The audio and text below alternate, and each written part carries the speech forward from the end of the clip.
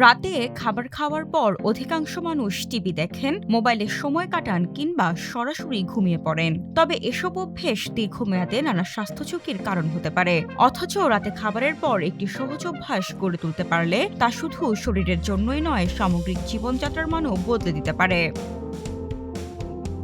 স্বাস্থ্য বিশেষজ্ঞদের মতে রাতের খাবারের পর একটি সহজ অভ্যাস নিয়মিত চর্চা করলে স্বাস্থ্যে বড় ধরনের ইতিবাচক পরিবর্তন আসতে পারে।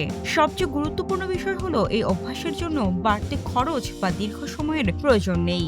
রাতের খাবারের পর মাত্র ১০ মিনিট হাঁটার অভ্যাসই হতে পারে সুস্থ থাকার সহজ উপায়। বিশেষজ্ঞদের মতে খাবারের পর হাঁটলে রক্তে শর্করার মাত্রা নিয়ন্ত্রণে থাকে এবং গ্যাস্ট্রিক এমটিং বা পাকস্থলী থেকে খাবার দ্রুত পরবর্তী হজম প্রক্রিয়া যেতে সহায়তা করে। ফলে হজম শক্তি আরও কার্যকর হয়। খাবারের পর হাঁটার ফলে পেশিগুলো শক্তির উৎস হিসেবে রক্তে থাকা গ্লুকোজ ব্যবহার করে, ফলে শরীর অত্যন্ত দক্ষতার সঙ্গে ব্লাড সুগার ম্যানেজ করতে পারে। এছাড়াও অন্ত্র সুস্থ রাখার সবচেয়ে ভালো উপায় হচ্ছে রাতে খাবারের পর ১০ মিনিট হাঁটাহাঁটির অভ্যাস।